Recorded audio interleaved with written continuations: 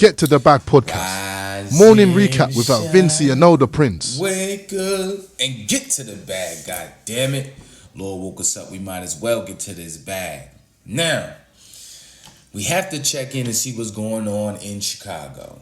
Now, apparently last night or yesterday in Chicago, they had something that they passed calling for a ceasefire in Gaza, and the person to break the tie was Mayor Johnson. Okay.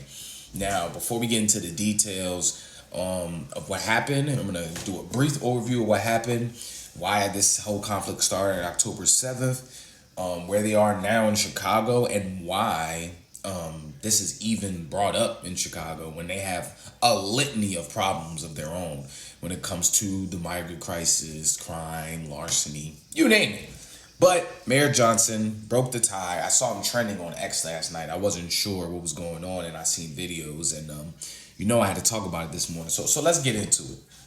So the war began with a surprise attack from Hamas in the southern Israel, October 7th. All right, the terrorists killed some of 1,200 people, mostly civilians, and took around 250 hostages back.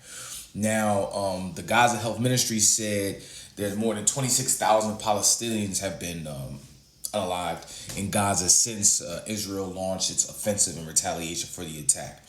Now, when you see stuff like this and numbers like that, it's really hard to kind of understand, were these people with Hamas? Were these people just casualties of war? They just throw the number up there without context. And that's some of the hardest things with this conflict, right? You have a group in Hamas, which is a terrorist group at the end of the day, that is basically the representation for the people of Gaza. I mean, to my understanding, they were voted into power. And a lot of what they do is they build tunnels around stuff like hospitals and schools in the Gaza Strip, which directly kind of links to them using almost like the Palestinian people basically as human shields in this conflict, right? So that's some of the issues that's been going on, right? Now, Alderman Samantha, was it Nugent? She basically said that voting on a ceasefire would basically undermine the U.S. international, basically, relations, because it would undermine this administration and what they're doing, okay? Because they're backing Israel. So one city or a couple cities basically asking for a ceasefire it's just the optics are bad. Now, there's some people that understood why people wanted a ceasefire, because there's a large Palestinian population in Chicago, as well as a large Jewish population in Chicago. And Alderman Desmond Yancey, 5th, said that basically the city council spent too much time debating on the ceasefire rather than addressing long-standing problems in Chicago. Violence, crime. There was 2 teens shot apparently and unalived just blocks from City Hall last week leaving school. And, in so many words, he's basically saying, I wish they had the same concern for the victims and the senseless violence, that's going on in Gaza, like basically the people that live in Chicago, which I agree with that sentiment. To me, it seems like they're putting a lot of time and energy for a conflict that realistically the federal government and the executive branch have pretty much full control of whether they're going to support or not support. On top of the fact that Israel's going to do what they want to do anyway. At the end of the day, they were attacked. They feel like they're going to keep attacking until they feel like the leaders of Hamas are eliminated or Hamas as a group loses power. That's what they're going to do. You know what I'm saying? It's really not much we can do about it other than not send aid, but that's a far stretch.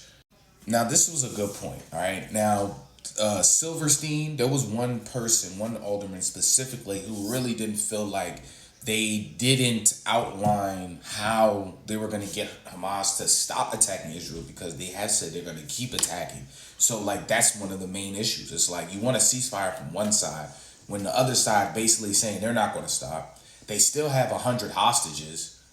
So how are you going to ceasefire if they ain't get their hostages back? And there's no guarantee there's going to not be another surprise attack as soon as they stop fighting.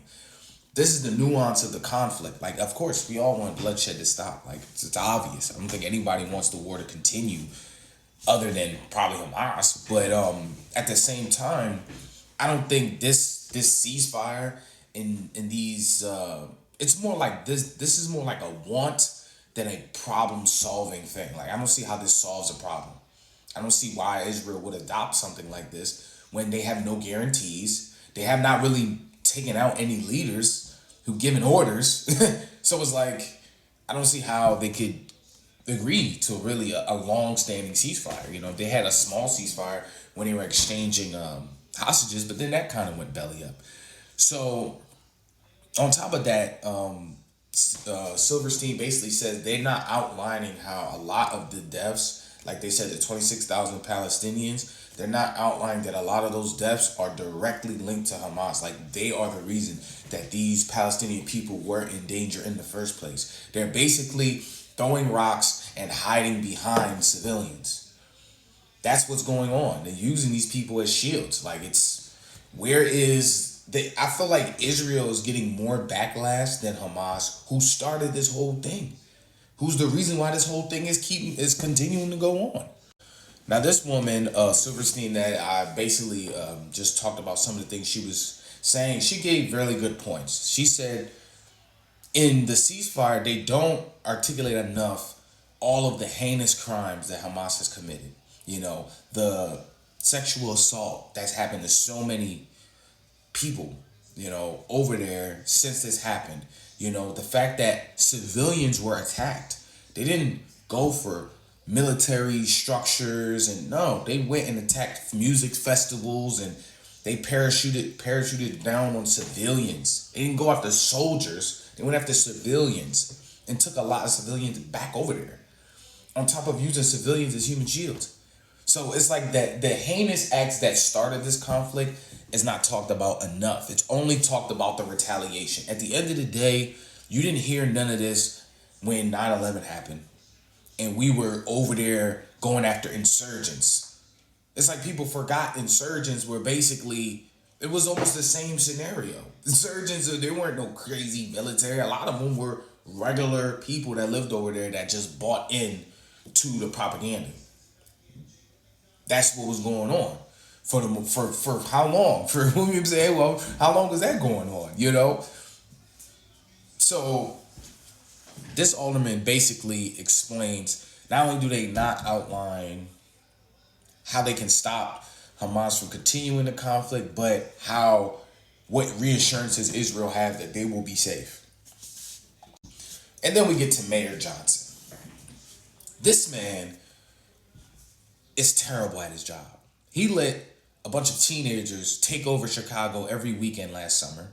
He put nothing in place to stop it from happening. It'll probably happen again this summer. He was 100% pro-sanctuary city. His own constituents are turning on him. They had to basically remove a bunch of people in this hearing because it got so loud and rambunctious. This man has allowed the city to be flooded with migrants. This man has allowed lawlessness. This man has allowed so much lawlessness that companies are leaving, like Walmart, who've been there for 17 years, who never really turned a profit, but they stayed, but now they're leaving because it's unruly. And then he blames corporations because they don't want to lose all their profits or put their employees in danger at these locations. Then he blames Abbott because he doesn't want to basically take in 8 million illegals, and he's spreading it around the sanctuary cities who paraded the fact that they were sanctuary cities. This man is doing a terrible job as the mayor of Chicago. So in my opinion, he did this to save face. That's what he did. He did this to save face. And once again, it's American struggle and conflict last, foreign interest first. This is what that looks like. This man is front and center putting a conflict that's in the Middle East above what's going on at home. This is what we become used to now in this country. And it's a shame. So we'll see what comes from it. In my opinion, most of this is pretty futile, and it's all just for the optics. Sad to say. Get to the bag, goddammit.